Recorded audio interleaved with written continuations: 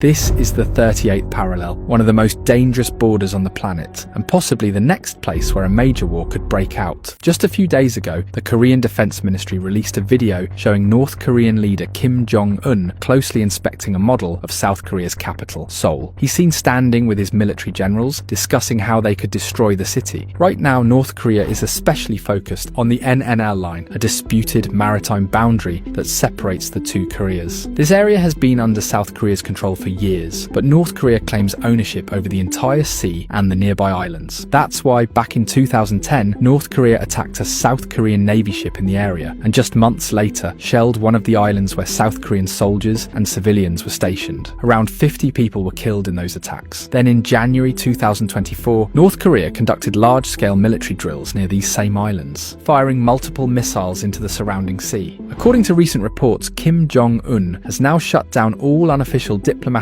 communication with South Korea and has declared it North Korea's #1 enemy, and the situation has only escalated. In the past 9 months, North Korea has tested 40 ballistic missiles. 4 of them were intercontinental ballistic missiles, capable of hitting cities like Los Angeles and San Francisco over 10,000 kilometers away. All this has pushed political tensions in the Yellow Sea and across East Asia to dangerous new levels. If North Korea launches an attack on South Korea, it won't be a local conflict. It'll pull in global powers. The first, second, and fourth largest economies in the world will get involved, and international supply chains could be severely impacted. In this video, we'll use map animations to break down what a war between North and South Korea could look like, and who might actually win. But first, let's understand the roots of this conflict, and look closely at the DMZ line. DMZ stands for Demilitarized Zone, and it's the official border between North and South Korea, where tensions have existed for the past 70 years. Originally, the entire Korean peninsula was under Japanese rule until World War II. When Japan lost the war, Korea became independent. But the victorious allies, the US and the Soviet Union, split the peninsula in half. The northern part came under Soviet influence, and the southern part under American influence. That's when the 38th parallel was drawn. As a result of this division, North Korea became a communist state, while South Korea became a democratic one. In 1950, North Korea launched a surprise attack and almost captured the entire peninsula. But US and South Korean forces pushed back, advancing all the way to the Chinese border. The war lasted 3 years, and around 500,000 people were killed. In 1953, a peace agreement was signed, and the original borders were restored. As part of the agreement, a buffer zone was created at the border, where neither country was allowed to station soldiers or military equipment. However, the agreement missed out on several things like the maritime borders. Without asking North Korea, the United Nations and the United States drew a maritime boundary called the NNL line, which placed the entire disputed sea area under South Korean control. Since then, this line has remained a constant source of tension between the two Koreas. And remember that the same family that started the Korean War in 1950 still rules North Korea today. Kim Jong-un, the current leader, is considered even stricter and more authoritarian than his father and grandfather. In North Korea, laws are extremely harsh. Citizens aren't allowed to leave the country without government permission. During the COVID-19 pandemic, the regime even passed a law stating that anyone trying to cross into China illegally would be shot on sight. To tighten control even further, North Korea has started building physical barriers, walls and fences along its borders with both China and Russia to stop people from escaping. Yet ironically, North Korea relies heavily on trade with China. In fact, without China's economic support, the country might not survive. Now, if we zoom in on the map, there's a region called Rason near the Russian border. On one side is North Korea's Tumangang railway station, and on the other side is Russia's Kasan station. In October last year, US satellites captured some unusual activity in this area. They spotted multiple trains travelling from North Korea into Russia, loaded with crates. According to military analysts, these crates contain weapons. Ukraine's military has even claimed that explosives used by Russian forces in the war were originally made in North Korea. South Korean intelligence also believes that North Korea's recent spy satellite launch was carried out with Russian help. So now the big question is, what if this conflict escalates into a full-blown war? The first and biggest impact would be on Seoul, the capital of South Korea. The city is just 40 kilometers away from the North Korean border. It's not only the political center of South Korea, it also drives 70% of the country's economy. Massive corporations like Samsung, Hyundai, and LG all have their headquarters there. But here's the danger. Seoul is completely within range of North Korea's missiles and artillery. According to a 2020 report by Rand Corporation, if North Korea bombards Seoul for just 1 minute, around 15,000 people could die. If the attack continues for an hour, the casualties could reach 100,000, and it could get get even worse. South Korean defense officials say that in the event of war, around 200,000 North Korean troops might try to push across the border and reach the Han River, a critical lifeline for Seoul. If they manage to get there, there's a risk they could poison the river using chemical weapons like chlorine gas or sarin. This could kill hundreds of thousands of people within just a few hours. But reaching Seoul won't be that simple for North Korea. South Korea is protected by roughly 73 US military bases and about 28,000 American troops stationed across the country. Plus, US naval forces in Guam and Japan would respond immediately to defend South Korea if war breaks out. South Korea's biggest advantage is its manpower. With a larger population, South Korea has 500,000 active soldiers and 3.1 million reserve forces, significantly outnumbering North Korea's army. Now, if we talk about winning and losing scenarios, if North Korea loses this war, the biggest loss would be China's, because it would mean that its biggest enemy, the US, has reached its border, and China will never let that happen, so China will do everything it can to prevent North Korea from losing. Similarly, Russia also has an interest in supporting North Korea, since it shares a border with it. If North Korea loses, Russia's eastern border would be compromised. On the other hand, for Japan, Taiwan, and the US, it is extremely important that South Korea wins this war, because a North Korean victory would be seen as a Chinese victory, something these three countries will never accept. So all in all, this conflict would not just be a war between two countries, it would become a regional war. Now, the biggest grey area in all of this is North Korea's nuclear capability. No one really knows how many nuclear weapons North Korea actually has. In 2017, North Korea tested a nuclear bomb with a 140 kiloton yield,